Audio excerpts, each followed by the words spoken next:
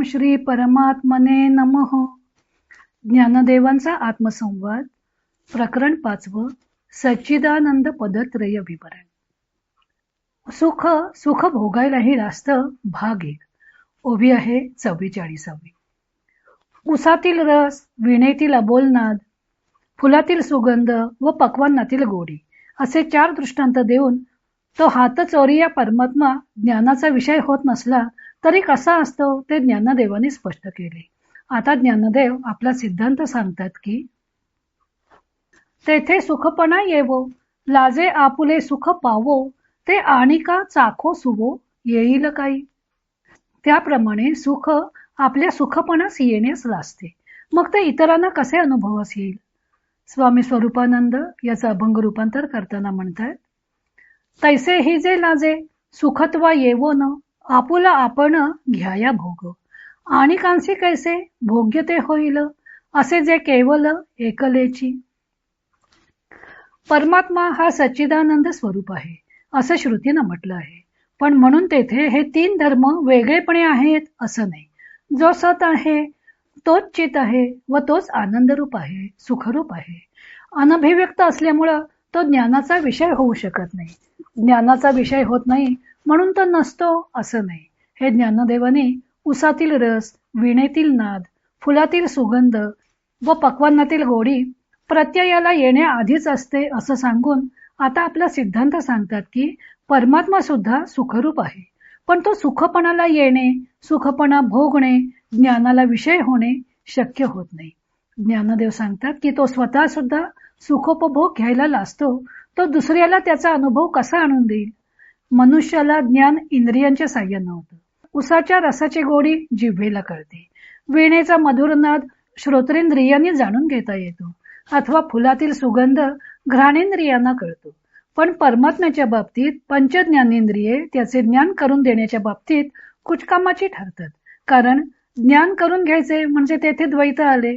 परमात्मा एकला एक आहे. तो एकला एक आहे असं म्हणणेही धार्ष्ट्याचे आहे, कारण एक म्हटला की तेथे 2पणा प्राप्त होतो. तो केवळ सुखरूप आहे, पण सुखपणाने तो स्वतः समोर यायलाही लाजतो, तर तो दुसऱ्या समोर कसा प्रकटणार. एखादी घरातील स्त्री घरातल्या माणसांच्या दृष्टीसच पडत नसेल तर ती बाहेरच्या लोकांच्या दृष्टीस कशी पडेल. तसेच परमात्मा आपल्या स्वरूपभूत सुखाने सुखी होण्यास लाजणार आहे. त्यामुळे तो सुखभावास प्राप्त न होता आपणच आपल्या स्वरूपाचा आनंद भोगत असतो. मग वेदशास्त्राधिकातील सिद्धांतांच्या द्वारे तो मनोबुद्ध्याधिकांना आपल्या स्वरूपभूत सुखाची गोडी चाखवणे कसे शक्य आहे. येथे ज्ञानदेवानी लाजणे या एकाच शब्दातून अप्रत्यक्षपणे सौंदर्यवतीची प्रतिमा उभी केली आहे. ते आत्मरूप म्हणजे स्वतःचे सौंदर्य पाहून लाजणारी जणू सलज्ज युवती आहे. आपल्या सौंदर्याला भाळून युवतीने जसा आरसा बाजूला ठेवावा व लोकांतात नाहीच पण पुन्हा त्या आरशासमोर यायलाही लाजावं, तसे हे आत्मरूप सुखपणाला यायला देखील लाजतं. मग त्याच्या सुखाची गोडी इतरांना कशी काय चाखायला मिळेल. लाजे आपुलेची मुख पावू या शब्दातून ज्ञानदेवानी स्वरूपाच्या ठाई आत्यंतिक सुख आहे, पण सुखाचा अनुभव जाणीवही त्या सुखातच लोप पावते हे सांगितलं आहे. कारण सुखाच्या अनुभवाची जाणीव होणे ही गोष्ट द्वैताची निदर्शक आहे. स्वरूपाच्या एकात्मतेत द्वैताची शक्यताच नसते हेच यातून स्पष्ट होते. सुखाची अनुभूती घेणारा सुखापासून वेगळा राहू शकत नाही, तो सुखरूप होऊनच राहतो.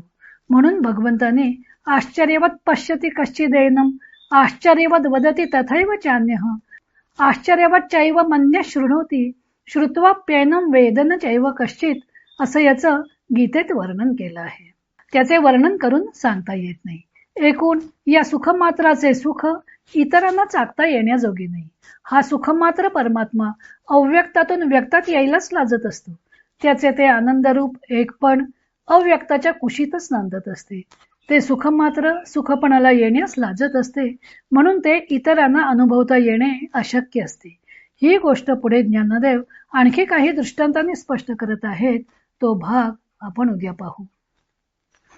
इतर अनेक ग्रंथांचा आधार घेऊन ज्ञानदेवांच्या अमृतानुभव या ग्रंथाचं लेखन व वाचन सौ मनीषा अभ्यंकर मिरज यांनी केलं आहे.